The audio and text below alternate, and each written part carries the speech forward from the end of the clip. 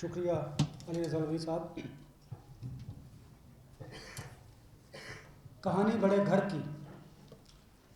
میں اس کتاب پر گفتگو کرنے سے پہلے اپنے معزز مہمانوں فرت اللہ بابر صاحب، مستنصر جاوید صاحب، ناصر زیدی صاحب، کشور آپا راستے میں ہیں، افضل بٹ صاحب پی ایف یو جے کے صدر، آر اے یو جے کے صدر عابد عباسی، اور تمام دوست احباب میرے سینئرز جو اس حال میں موجود ہیں، آپ کا بے حد مشکور ہوں کہ آپ کتاب کی تقریب رونمائی میں آپ نے شرکت کی.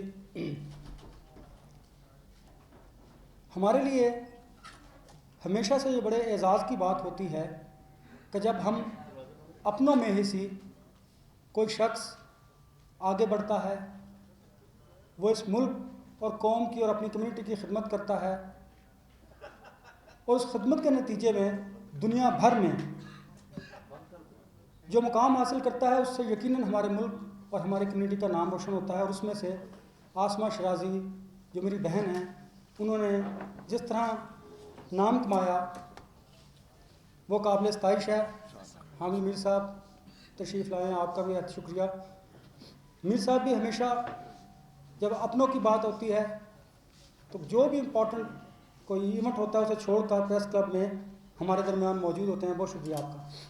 آسمہ شرازی سے میں اپنے تعلق کا ذکر کروں گا، کتاب پر میں بعد میں آؤں گا، کیونکہ نہ تو آسمہ نے مجھے کتاب دی اور نہ ہی میں نے یہ جرت کی کہ میں کتاب خرید سکوں اور اس پر کوئی تبصرہ کروں. آسمہ شرازی میری بالکل بہنوں کی طرح ہے، اور ہم نے کائنات اخبار سے 17 دسمبر 1998 سے اپنے کیریئر کا آغاز کیا. میر صاحب مجھے دیکھ رہے ہیں کہ انور صاحب بہت پرانا ہے، لگ نہیں رہا. تو ہم دونوں نے اپنے کیریئر کا آغاز کیا. مجھے بڑا فخر ہے کہ ہم اکٹھے ایک چھت کے نیچے کام کرتے رہے، اور آسمہ شرازی نے جس طرح اپنی محنت، اپنی لگن اور اپنے پروفیشن کے ساتھ، کمٹمنٹ کے ساتھ آگے بڑھی، یہی وجہ ہے کہ وہ آج معاشرے میں ایک منفرد مقام پائے ہوئے ہیں. کہانی بڑے گھر کی. دیکھیے، میں نے تو پریس کلب بھی چلانا ہے اور آگے بھی بڑھنا ہے. آسمہ شرازی صاحبہ نے تو اپنے کیریئر میں بہت کچھ سہا اور سہ بھی رہی ہیں. اس پہ آپ سمجھ گئے ہوں گے کہانی بڑے گھر کی، تو میں کھل کر بات تو نہیں کروں گا کہانی بڑے گھر کی کہاں سے شروع یا کہاں تک گئی ہے. لیکن آپ لوگوں کو سمجھ جانا چاہیے کہ اس معاشرے میں اگر آپ کوئی اس فرسودہ نظام کو دیکھتے ہیں، جاگیردانہ نظام کو دیکھتے ہیں، آپ اداروں میں بے روی دیکھتے ہیں، آپ معاشرے میں ایون تقسیم دیکھتے ہیں، تو میں سمجھتا ہوں کہ اس میں بلا شبہ بڑے گھر کا ذکر ضرور ہوتا ہے. کیونکہ ہماری سیاست میں اس کے ساتھ ساتھ ہمارے عام معاشرے میں بھی اب آپ اگر دیکھیں جس طرح پینیٹریٹ کیا گیا ہے اور جس طرح معاشرے میں بگاڑ پیدا کیا گیا ہے، میں سمجھتا ہوں کہ اس میں بڑے گھر کا قصور لازم ہے، اور ہمیں اس کا ذکر اس لیے کرنا چاہیے. تبھی ہم اگر ان کی بات کریں گے تو ہم اپنے پیشے سے انصاف کریں گے، اور شاید میں سمجھتا ہوں کہ معاشرے میں بہتری لانے کے لیے بھی ہم اپنا کردار ادا کریں گے، جو ہمارا فرض ہے، اور ہمیں اس فرض کے لیے کوئی بھی قربانی دینی پڑی دینا چاہیے. اور وہ قربانی کا ذکر میں اس لیے کرتا ہوں کہ آسمہ شرازی کی اگر بات کریں تو انہوں نے اپنے قلم کے ذریعے، اپنی آواز کے ذریعے جس طرح حق اور سچ کی بات کی اور انہیں قیمت چکانا پڑی، جس طرح سیاسی جماعتوں نے ان کے ساتھ رویہ رکھا، وہ انتہائی قابل مذمت ہے، شرمناک ہے.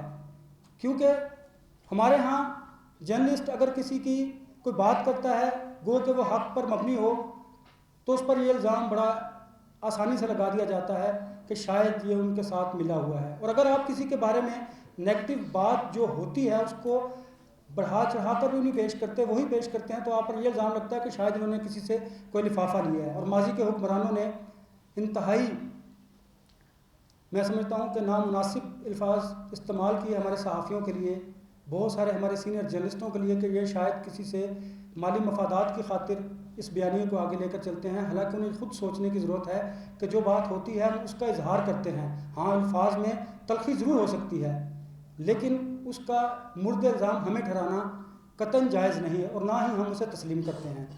بینگ اے جرنلسٹ کمیونٹی اور ہم صحافتی تنظیموں کے عہدیداران ہونے کی حیثیت سے اپنے اوپر لازم سمجھتے ہیں کہ ہم ایسی گھٹیا مہم کے خلاف آواز بلند کریں، کیونکہ اگر آپ یہ سمجھتے ہیں کہ آج آسمہ شیرازی کے خلاف کوئی بیانیہ بنایا جا رہا ہے, کوئی منظم کیمپین کی جا رہی ہے, تو کل آپ کے خلاف نہیں ہوگی. ڈیفینیٹلی اگر آج آسمہ کی باری ہے تو کل میری باری ہوگی. ہم سب کو مل کر یہ طے کرنا ہے, ہماری بھی ریڈ لائن ہے کہ اسے کوئی کراس نہ کرے, وہ بڑا گھر ہو یا چھوٹا گھر ہو, وہ پالیٹیشنز ہوں یا کوئی بھی شخص ہو. ہم خود اپنے طور پر ذمہ داری کا احساس کرتے ہیں, ہمارے ہاں میکنزم موجود ہے, ہم اس کا خیال رکھتے ہیں, لیکن یہ اجازت ہم ہرگز کسی کو نہیں دیتے کہ وہ ہمارے سینئرز کی, ہمارے کولیگز کی, ہمارے ساتھیوں کی کے خلاف جھوٹی بے بنیاد منظم مہم چلائیں. ہم اس کا راستہ روکیں گے. اور میں شاید سمجھتا ہوں کہ آسمہ شیرازی صاحبہ نے یہ کتاب لکھ کر اپنا فرض پورا کیا ہے, اور اس نے ساتھ نہ صرف اپنے لیے بلکہ میں سمجھتا ہوں کہ آپ لوگوں کے لیے آواز بلند کی ہے.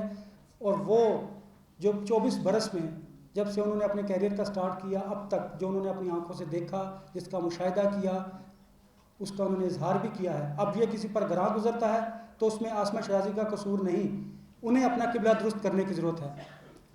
میں آخر میں اپنے تمام معزز مہمانوں کا اور اپنی بہن آسمہ شیرازی کا شکریہ ادا کرتا ہوں, کیونکہ آسمہ نے نیشنل پریس کلب کو چوز کیا, ہمیں یہ اعزاز بخشا.